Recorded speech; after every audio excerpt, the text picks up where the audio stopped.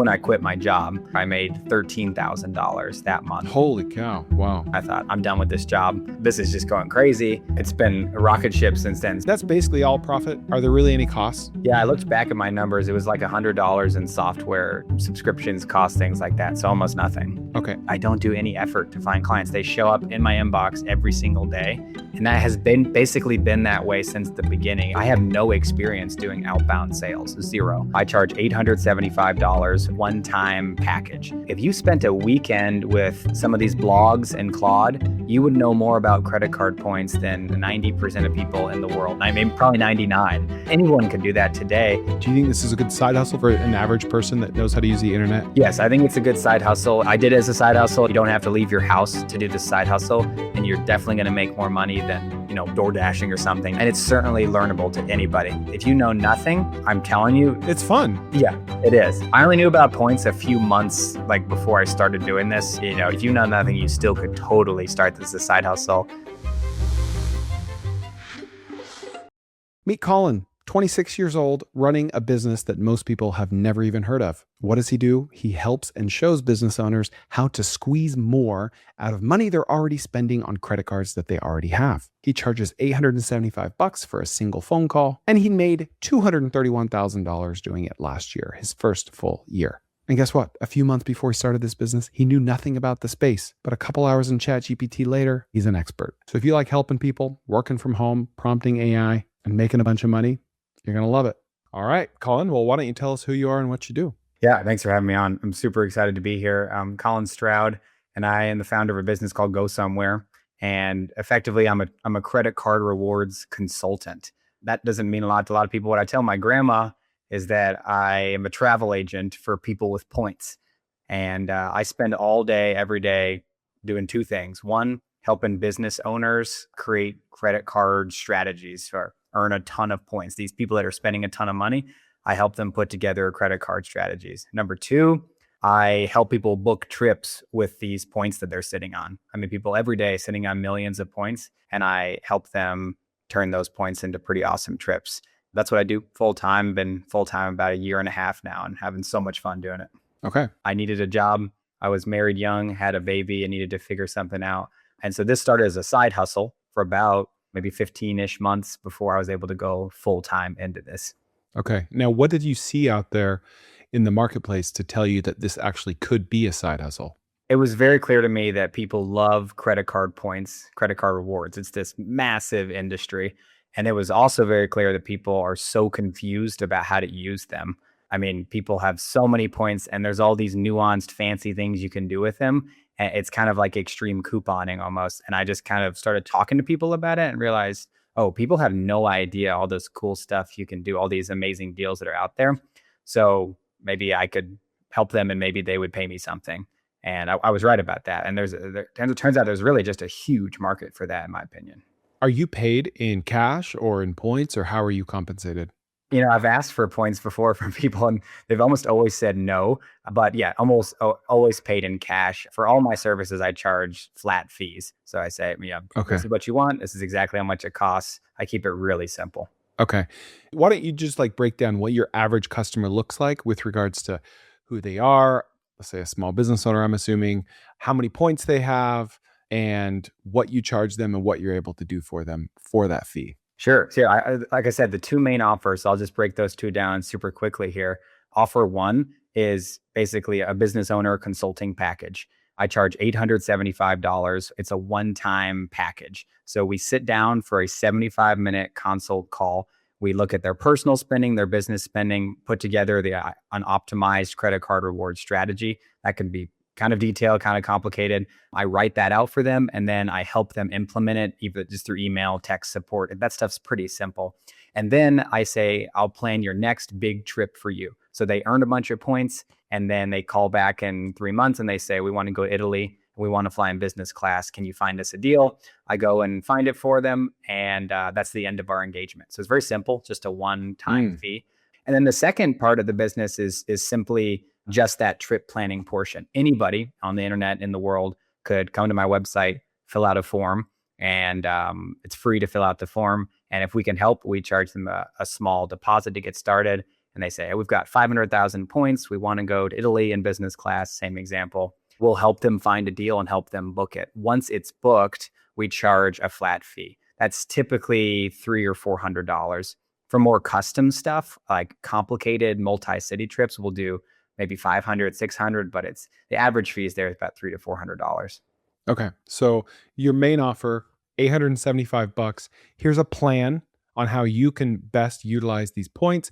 And then I'll plan one trip for you as part of that fee with your points. Correct. Right? Yeah, that's kind of my bread and butter main go-to offer right now for business owners. Okay. So I have like dabbled with credit card. You call it like hacking, credit card hacking or churning? I stay away from those two words. One, hacking, because I do have affiliate links with the banks and they don't really like that word. And so it's more, I use the word strategy more. And then churning, I'm actually pretty not doing that. So I'm talking to business owners who are spending at least $20,000 a month. So there's no need for them to get 7 credit cards. They just get one. And if they're spending $60K a month on lumber because they own a construction company, they're going to earn plenty of points. You don't need to keep getting sign-up bonuses. That's not really something I do, is that churning game. Okay.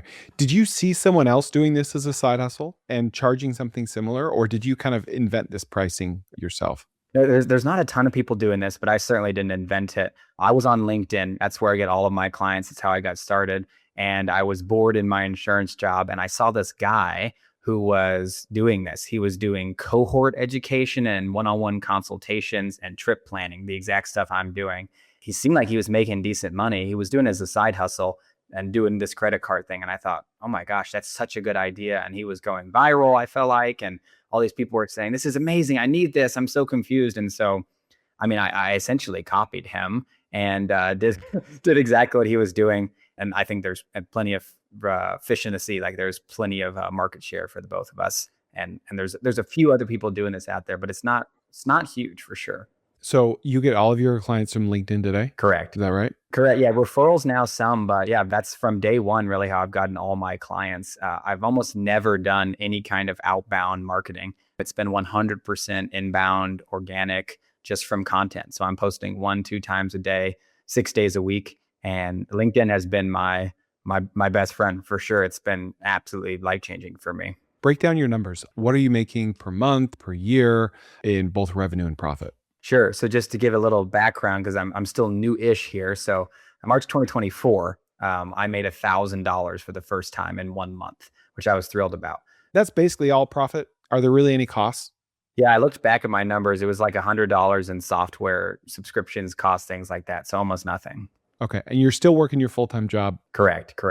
Okay. So from March 24 to today, last 2 years, how's it gone?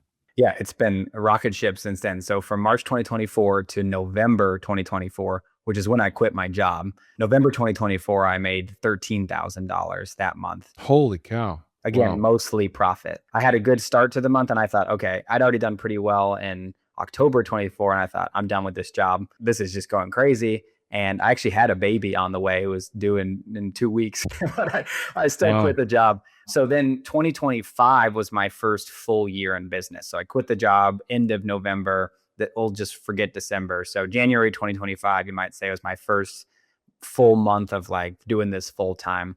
And 2025 was pretty big. So the exact numbers, 2025 gross revenue was $231,000 for the year.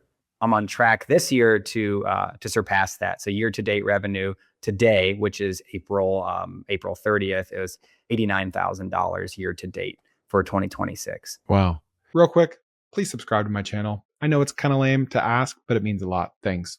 And then what % are your costs on that 240,000?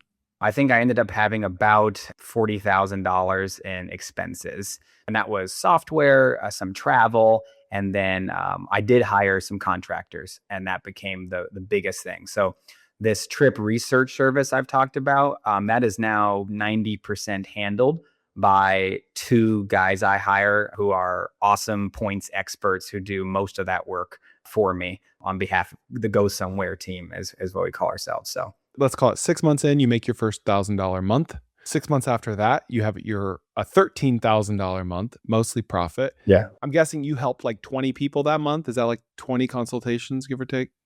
Yeah, I can't remember the exact breakdown, but around that. And then other different things started popping up, like credit card affiliate links, if you're not aware, Hmm. are extremely lucrative. So I mean, you can, if you get someone to sign up for a premium credit card, you can easily make $400 per card, and that stacks up quickly. So once I started realizing that it has become a definitely a key part of my revenue is sharing affiliate links to clients in my newsletter and even on social media.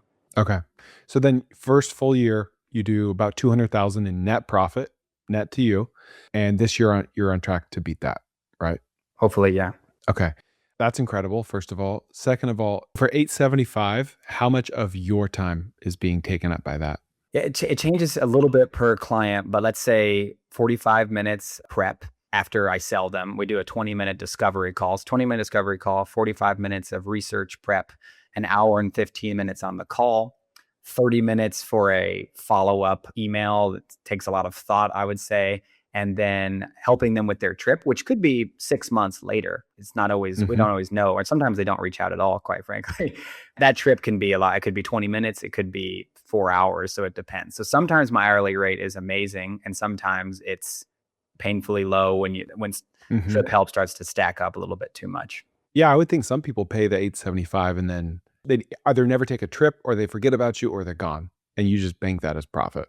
Correct. And I wish that wasn't the case, but I understand that the trip is not always the number one thing for people. Like, I think the number one issue that I'm helping with that people feel is I am leaving money on the table. I hear this every day. I'm spending so much money. I can't even believe it. And I feel like I'm not getting enough out of my spending. And so I can come and fix that and help them get more. And then they're happy. They're satisfied with that. They sometimes don't even need to take the trip to be satisfied. Like, they're satisfied once they go from earning 1% returns to 2% or 2.5 or whatever we end up finding. So yeah, you're right. Yeah. So how would that happen? What would that case look like if they go from 1 to 2%? Are you just recommending a better card for what their use case is? Yeah. So to give a good example, like, my parents were my first ever client, business owner client. I was doing this on the side, and I realized that they were spending about $40,000 a month on credit cards for their small business. And I was What blown kind of away. business? Medical. So they own a private medical Okay. practice. They own it together. Okay. And I was blown away. I was like, okay, dad, can you let me like look at this for you? And so my dad was spending 40K a month on a local bank 1% cash back credit card. So he's getting Ooh. 1% back. And so I come in, again, stuff is not rocket science. I think I'm really helpful and I think I'm smart, but I'm not saying I'm solving hunger here. Like, it's not that hard. But a business owner like my dad's just does not care and doesn't have time to think about this. So then I come in, I know every credit card on the market, I know all the different options, and I set him up with a Capital One and Chase strategy, 50-50. He's got two entities, 50% with Capital One and 50% with Chase. I combine that with a really cool offer that Chase was having on a personal card that doubles your points at the end of the year. That's not going on anymore. So anyway, my dad ended up earning well over 1 million points his first year, and then ended up going to this ridiculous resort with like a butler, oceanside, oceanfront room in Cap Cana in the Dominican Republic. It's like ended up being like a $9,000 trip they got for nothing out of pocket. So yeah, Hmm. it was awesome. So I just came in and I said, these are the two cards you need. Here's how to implement them, and here's what to do with the points. Here's like some of the stuff that you can do and you should be thinking about. Call me in a few months when you're ready to take action on that. We did it. And so yeah, he's definitely been one of my best success stories. I just helped them get business class flights to Europe for a cruise they're doing in a few months here. Mm. So it's been so fun helping them, and obviously tons of other business owners, but it's my parents, so it's really fun.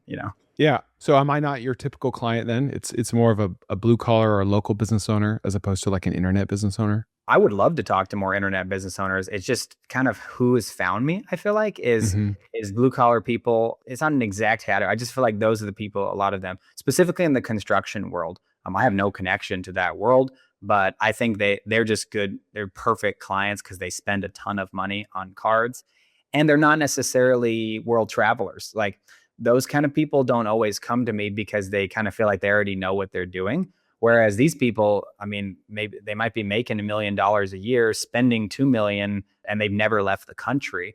And they see my post, and it's like, wow, could this be possible? Because their brain isn't there. And so yeah, those kind of people have been an awesome, perfect client for me, I would say. But I do, at the end of the day, I still talk to all kinds of people.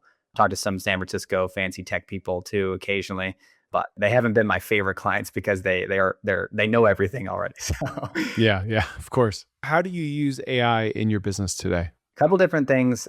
With my points research service, that entire thing is built on Lovable right now, which is awesome. So the back end of that, we're managing 35 active trips right now. So custom CRM, custom dashboard, really, really cool. So in terms of delivering that service, it's all done through AI by humans. So AI is not really doing it, but it's hosting it, if that makes sense. So that's been awesome to implement. I'm trying to implement it in more just simple processes and things like that. But for now, the thing I have been selling in terms of the consultation work is a human voice. So it's going to be a lot of handwritten stuff by me. It's going to be sitting on a live call with me. I've considered and toyed around with the idea of having like a free AI agent, a chatbot type thing to ask credit card questions to. But honestly, Claude is so good, or all these models are so good, I don't really see why they need one from me. Still figuring out ways that I want to do that. There's Seats.Arrow is my favorite award search tool out there. Seats, SEATS.Arrow. They have an AI assistant. It's ChatGPT with Seats.Arrow's API, which means they have access to all of the best flight deals out there. So you can talk to it and say, I'm sitting on 800,000 Amex points at Dallas Fort Worth with 4 kids or whatever. Find me the best business class deal to Europe in September. I only want to fly nonstop, and I don't want to pay more than 200,000 points per person. And it will do that. So I'm not going to try and go beat that tool because it's already pretty good. And I use that every single day, multiple times a day. So that's a great tool. And that's one of the main things I'm using right now. That's a good tip. What other tips do you have for people to maximize their points or to get more points in the first place? What's like some secrets that you have? I feel like one of the things I tell specifically business owners every day is stop focusing on the benefits of your card and start thinking about how much it's earning. Every day I have some guy sit down and spending $60,000 a month on his Amex Business Platinum. And I say, you're only getting 1 point per dollar. And he says, oh, but the perks, I get the lounge and I get the travel insurance. And I said, awesome, man. Yeah, that's great. That has nothing to do with how much money you're spending. You could spend $0 on that card and get all those perks. If you switch to XYZ card, maybe Capital One, maybe something else, maybe Amex Gold, maybe Chase, like for your example, you could be earning 2x points per dollar, 3x on advertising. And that's kind of a light bulb moment for a lot of people. So you got to earn more points because most people are earning far less than they could. And then most people are redeeming them. They're just not getting enough value. So like having a first grade level of understanding how transferring points works, you're already, more than 90% of America, and you have an option to get some amazing deals. And then the next level after that is getting some of these tools to do it for you. So back in 2016, people used to go to search like 14 different airline websites, one after the other to find a deal. Today, there's scraper tools. Seats.Arrow, again, is my favorite, but there's other great ones out there. And you can go and it'll search 25 airline programs for you at the same time. So you can just search Dallas to anywhere in Europe. It will search every single program you have access to. Most people don't know that stuff exists. And when they do and see some of the deals that are available, it's awesome. The last thing I'd say too is I do feel like there's this thing where people only think of points for flights. And I think the hotel game is pretty competitive and pretty awesome. Like sometimes you're on a flight for 4 hours, but you're in a hotel for 24 hours. So I care more about the hotel. Now, I've got little kids. I think you do too. So it's like, I kind of like the Airbnb thing now, which is a separate topic. But for those people who are staying in fancy luxury hotels, there's some huge arbitrage opportunities to be found there. Some of these really ridiculous places that I couldn't afford. Something just happened with Beehive that I think you might have missed. You can now connect your Beehive account directly to Claude, ChatGPT, Gemini, or whatever AI tool that you use through something called MCP. So last week, I connected my newsletter to Claude, and now I can sit in Claude and say, look at my open rates from the last 30 days and tell me which subject lines perform best, or draft next week's newsletter based on the topics my audience clicked on the most this month. And Claude does it. It can see my real Beehive data, subscribers, engagement numbers, automations, revenue, everything. And I've already cut my weekly production time because I stopped guessing what to write about and started letting the data decide for me. So instead of using AI to just write generic content, use AI to plug into your actual newsletter to make decisions based on what's already working, Beehive built this MCP so your favorite AI tool can be your newsletter strategist and your data scientist all in one. So move your email list over today and try Beehive 30% off for 30 days with code Chris30, because this might be the simplest, highest leverage business you can build right now. How much do you think this business, your business specifically, could scale? Like with more marketing, more promotion, bigger team, etc. What's the ceiling? I actually just looked at my April revenue, which is my biggest month ever. In terms of the consulting, I don't believe that can scale the one-on-one consulting on myself, but I could hire people under me. And I've thought about that, but I'm not focused on that right now. What I'm most focused on scaling is the research service. So I have 2 guys. I just had one. I hired a second. We got 35 active trips right now we're helping people with. I think that could scale and we could do 100 trips a month. I've done 0 advertising for that. I haven't even turned on the Meta ads or Google Ads stuff. I was actually just watching one of your tutorials on that yesterday. Cool. Yeah, I know. I think that there's huge opportunity there. I'm not quite ready today because I just think we got to get our process a little bit more streamlined. But if and when we want to push on that, I think that we could be doing 100 plus trips a month, because I think there's almost unlimited demand for higher income people with lots of points to get good deals from their points. It's mind blowing to me, the amount of people who have well over 1 million points. They're everywhere, it feels like. What do you charge for the research service again? It's a $50 deposit to start, and then it's going to be between $200 and $500 based on the scope of the work. So economy flights for 2 is cheaper than business class for a family of 6. Okay. So that could be 50 grand a month. I mean, 30 to 50 grand a month just in research service revenue.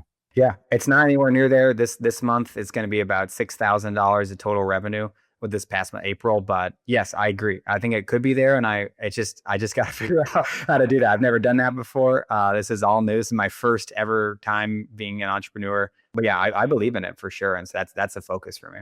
If people want to start this, what tips would you have for them to be successful? You got to get educated, and I really believe you can make money doing in any business, helping people go from 0 to 1.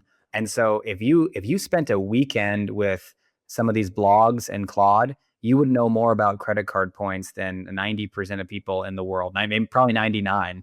And then you can help people go from 0 to 1. So you can go find my dad, that business owner spending on 1% cash back cards. I mean, you could do that today. Anyone could do that today and maybe charge them $400 to help with that.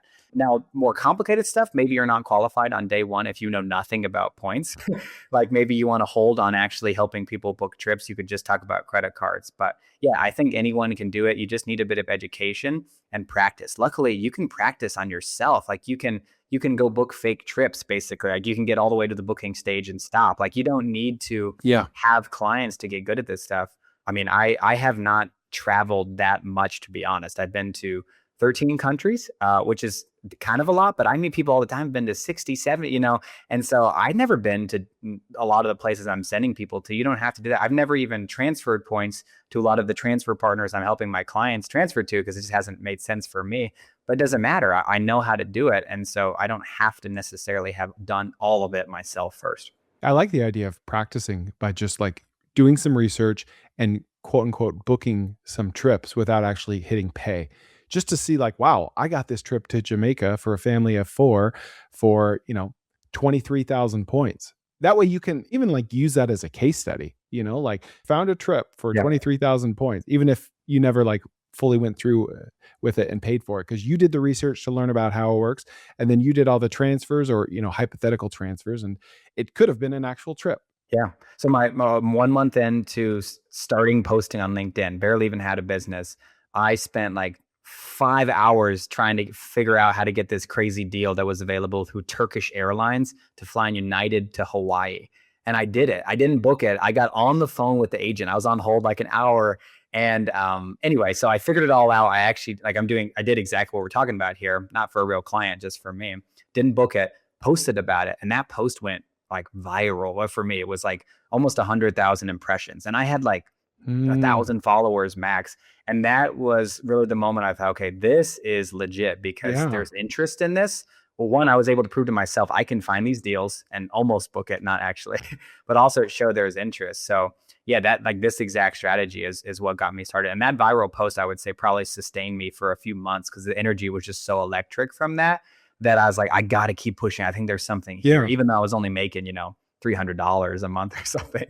So How much awesome. how much money would you say you brought in just from that post?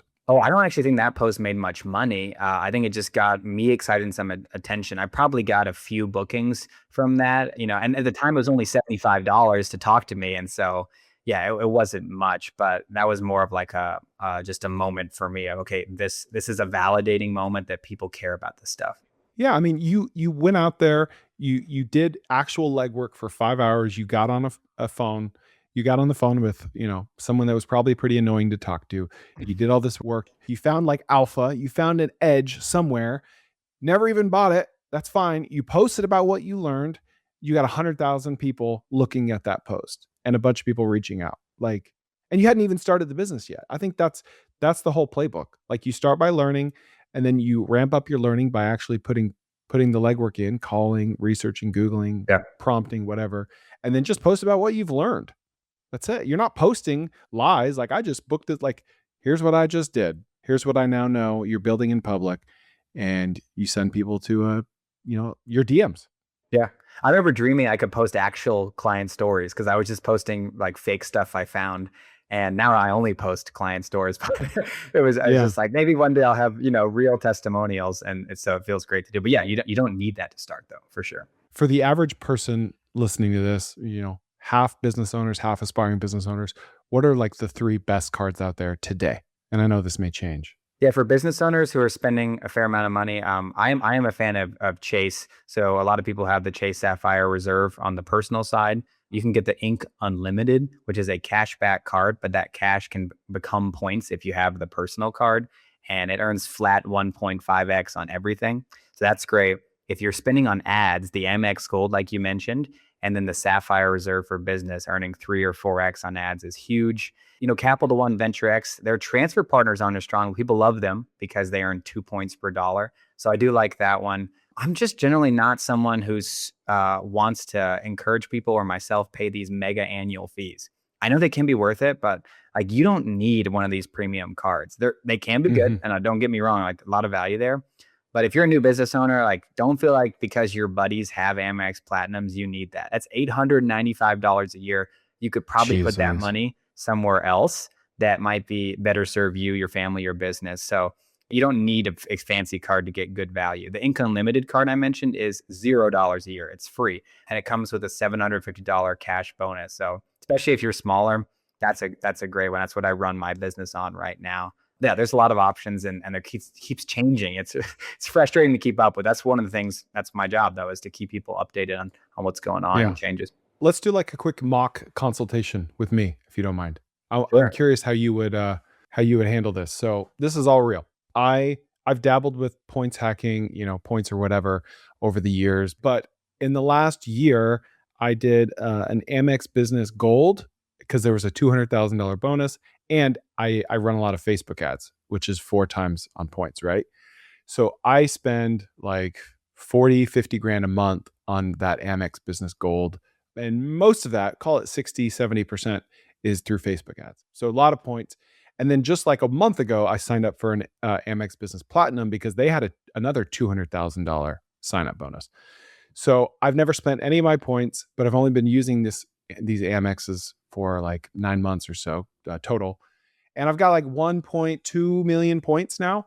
And I just like I don't know what, like I'm afraid to use them because I'm afraid that I'll use them wrong. I'm kind of like I am with my Chipotle and Chick-fil-A points. Like I hoard them. I'm just like hoarding them forever and ever. And I just like seeing the number go up and I never want to spend them. But I want to spend them, right? So tell me like what you would tell me and how you are different than Opus 4.7 or any other AI.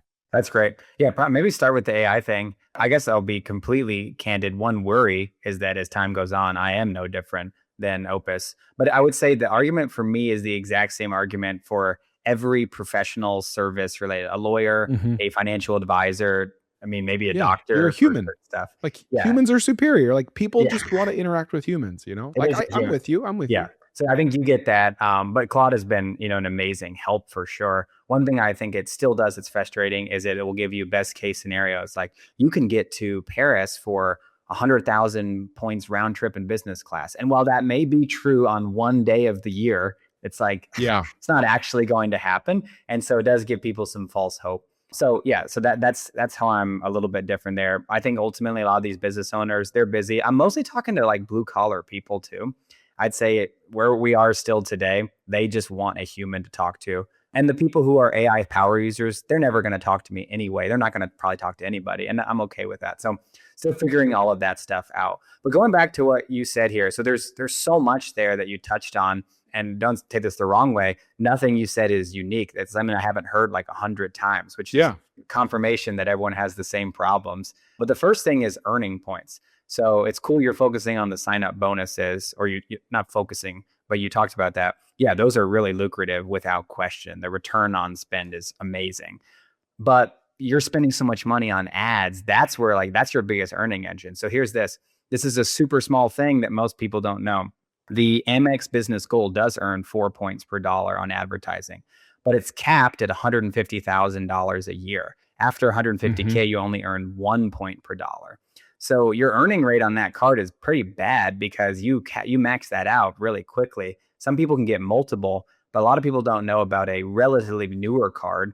The Chase Sapphire Reserve for Business is a newer card, came out, I don't know, less than a year ago. It earns uncapped, unlimited 3x points on ads. And so right now you're averaging more like, 1.2, 1.5. I don't know I couldn't do the math in my head. You go to that card, you're getting 3x on every single ad purchase. So just like that, I mean, I don't know your exact situation. Maybe you have 7 Amex Gold cards. Some people do. But just like that could be a massive increase in your earnings. So that's number one. Number two, you talked about kind of hoarding points. That does seem to be a fun strategy with Chick-fil-A and Chipotle, maybe. But like inflation is a big problem in America, obviously. Like pointsflation is a huge problem. What Hilton charged for the Waldorf Astoria Maui a year ago is way less than what Hilton charges for the Waldorf Astoria Maui today. So by you sitting on your points, not going to the Waldorf Astoria and Maui, and you went last year, today you're going to pay 20% more. What I don't know the number. It's actually, it might be worse than that. Every single one of these programs continually devalues year over year at a much worse rate than the US dollar is devaluing. And so holding points is a generally terrible idea. You should earn them and burn them, advice. What people say. So so the last thing then is how to use them. So my sales pitch for people on these kind of like when I'm doing calls with them is just let me handle that for you because it's a lot. But right, you can book through Amex Travel and get a value of 1 penny per point. It's not the end of the world. Transferring points to airline and hotel partners is the way to get more value, to get 2, 3, 4, 5 cents per point. But it's annoying and it's frustrating. It doesn't always work. So that's an issue. And that's where you just kind of have to lean in and do it or hire somebody to do it. But there's tons of potential out there. But I still think at the end of the day, if the question is don't use your points or use them at a mid-tier value, I would still say use them because otherwise you're just earning this asset that's going down in value really quickly. So those would be my initial thoughts for you. That's really good. I mean, I had never thought of it devaluing like that, but it makes perfect sense to me. Like it's almost like insurance. Like that's how the insurance business model is built. You go shop around for homeowners or auto insurance and they will just keep raising your rates, just not expecting you to churn. And if you want to not spend too much on insurance, you just have to always be changing carriers because you'll get the best introductory rate. And then 6 to 12 months later, they're going to go up 20 to 50% and you got to switch again.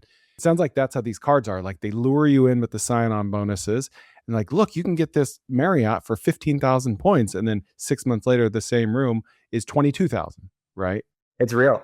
They keep doing it. It's very frustrating, but we can't control that. If LinkedIn disappeared tomorrow, how would you continue growing this business? That terrifies me sometimes to think about. I've got 7,000 email subscribers, so I think I could sell there. Did they come from LinkedIn? Yeah, they've all come through LinkedIn, almost all through LinkedIn. I've started posting on X. It hasn't really gotten much so far. So I would keep at it. Keep at it for sure. X is like, I want to be there. I feel like it's actually a better place to find clients than LinkedIn. Yes. Yeah, I don't have a great answer to that. I'm really hoping LinkedIn stays around. And I because it has been, the easy button. I don't do any effort to find clients. They show up in my inbox every single day. And that has been basically been that way since the beginning. It's just increased in volume. I have no experience doing outbound sales, zero. I want to do that, but I don't need to. So I haven't leaned into it. You know what I mean? So that's amazing. trying to figure that out. So your verdict, I mean, you're biased. We're all biased, but do you think this is a good side hustle for someone that could scale for an average person that knows how to use the internet? Yes, I think it's a good side hustle as side hustles go. I did it as a side hustle. I took my calls early morning, lunch breaks, late at night. You don't have to leave your house to do this side hustle, and you're definitely going to make more money than, door dashing or something. That's the only side hustle. It certainly can scale like any side hustle, I would say. And it's certainly learnable to anybody. If you're one of the thousands of people who already know a decent amount about points, well, like you should really think about doing this. If you know nothing, I'm telling you, it's fun. Yeah, it's fun to learn. It is. I only knew about points a few months before I started doing this. So, you might be behind me there in a sense, but if you know nothing, you still could totally start this as a side hustle. Just, you got to spend the time to learn. It's all out there. The Daily Drop, Frequent Miler, The Points Guy. There's so many great blogs, 1 mile at a time. Unbelievable amount of resources. It's not even funny. It's all free. You can learn so much. Any other resources people could check out besides those blogs you just mentioned, seats.arrow, anything else out there to help people skip the line? I've got my newsletter and my LinkedIn content. The Daily Drop is actually my favorite email newsletter. It's in the points world. And they have a free course on their website. There's a video and text you could just read course. I think it's one of the best ones out there. Anybody interested in starting something like this should start there. Anyone interested in about learning more about points and miles, I would say start there. I have not created something myself that compares to what they've done. So it's really, really good. Really respect everything they're doing. They're the points and miles arm of Kara and Nate, which is a huge YouTube channel. People have heard of them. Okay. And where can we find you and your info? My business goes somewhere. So gosomewhere.world. WORLD.com was like $11,000. So I haven't done that yet. Oh my gosh. And LinkedIn. So Colin Stroud on my 1L and Colin on LinkedIn. You can find me there. I'm posting every day. You'll see info about my newsletter. I got like some free guides on there you can take. So yeah, gosomewhere.world and Colin Stroud on LinkedIn. I'd love to have you there. I know you're not asking for advice, but if I were you, that gosomewhere.com, I think that'd be worth it. For like, if you're going to keep doing this and scaling this and growing your team, it's hard to like attribute any success in the future to the .com, but it's just like next level legitimacy, branding, like especially for what you're doing and the type of people that you're working with, I think it'd be worth that money. And you could, any domain name for whatever it's listed for, those sellers are used to selling them for 10 to 80% off because they'll sit for months and years. And so if anyone comes by that's interested, they have to run through their head like, all right, it's listed for 11. He's offering 5. I can sell it for 5 now, or it's probably going to be listed for another 3 years. You know what I'm saying? Like I would lowball the seller of that domain and try to buy it if I were you, but I know it's a lot of money. That's good advice. No, I thought about it. I'm new to domains. I couldn't believe how much it was when they first, I talked to a domain broker who told me and I was blown away. So yeah, that's good advice. Maybe I'll go after that. My partner and I bought cofounders.com and it was listed for 100 and we paid 65 grand for it. So yeah. Okay. That's good to know. That's a good deal.